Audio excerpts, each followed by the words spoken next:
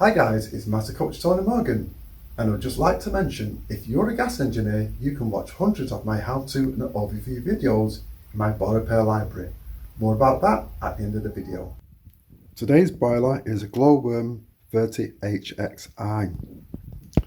So what we're going to be looking at this boiler is a possible PCB problem.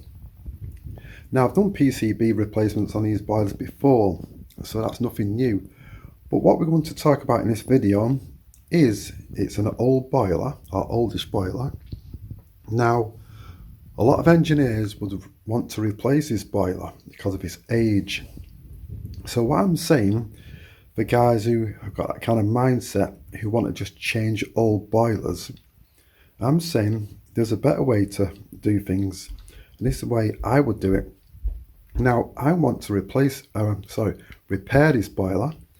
I'm going to replace the PCB. I'm also going to service it.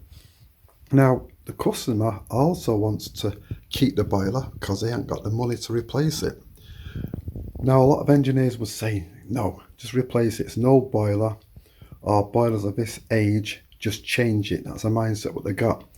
But what you're doing there, guys, by going that way, is you're going to really cut off that opportunity to keep business going longer with a customer. Because if you want to just change it, put a new boiler in, okay, yeah, they do that.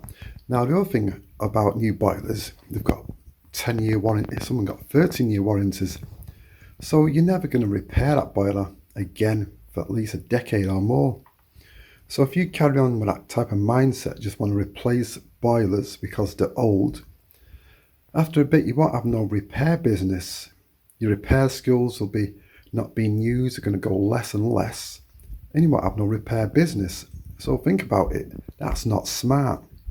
So what is smart is repairing the boiler, keep that boiler going as long as possible because you can get business from the customer, and then when the time comes it wants to be replaced, who they're going to come to? You're the guy who they trust.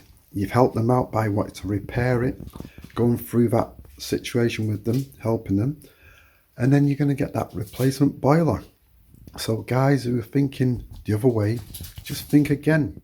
As you can see, we've took the casing off and we've got the combustion cover off. Now watch what happens. I'm going to eat my words about this boiler, about changing. You can see water coming out there. No water should be coming out there. That's coming definitely from the main heat exchanger. So there's a serious problem with this boiler. So the conclusion is that the heat exchanger is actually okay, and basically the problem was all this water what was inside was due to the condense trap. Condense trap was blocked and basically it backed up this pipe here, filled up all inside here, and obviously was pouring out. So what we've done, we took out here this pipe here, took this off, took that out. Underneath there at the bottom, under that blue cap, let all the crap come out. You can see that some of it there. Cleaned it all out, put it all back, and before we did, we poured water down here, make sure that was clear. It's running to the drain, that's all good. So the next thing we're going to do, we're going to put a new seal in, this part here, and the burner seal. That's it there, what we're going to change, and this is where it sits. So just to recap what we've done now.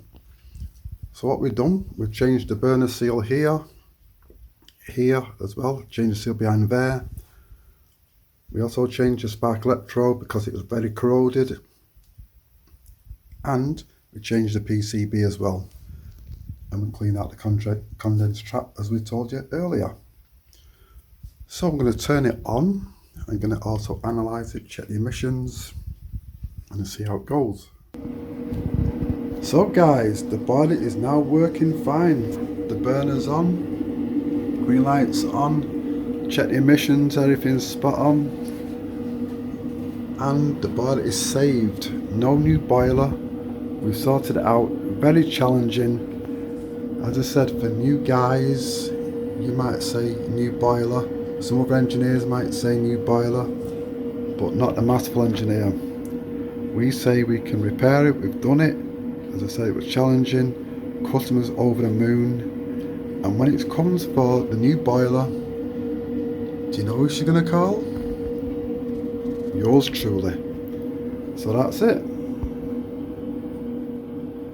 Anyway, what I'd like to know is your feedback on what I've just said. See if you agree with my thinking of basically replacing old boilers nilly-willy without actually getting involved in the repairing side.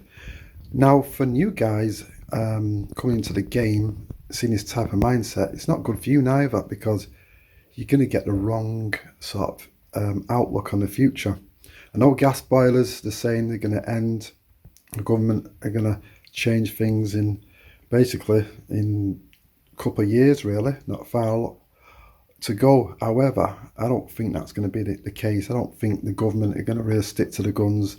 Things will change, they'll move the goalpost, and I think gas boilers are going to be around for a long time. So the electric side of things coming in, yeah, the electric boilers are here, but they've still got a long way to go. So gas boilers, there's millions and millions of gas boilers out there, and they are older ones. People haven't got the money to replace them, so they want to keep them going.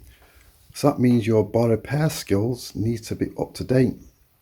And old boilers are still relevant. And if you look at my boiler repair training, which I do a lot on the older boilers as well as the modern ones, you have to get this down, because, as I said, new boilers are hard to get hold of. There's a scarcity of new boilers, so you have to watch for that one as well. So your boiler repair skills need to be good. So that's the end of today's video. So like I said, you can watch hundreds of my how-to and overview videos. So all you need to do is look in the description below to find out how you can access the boiler repair library today. So thanks for watching, and I'll see you in the next video. Bye for now.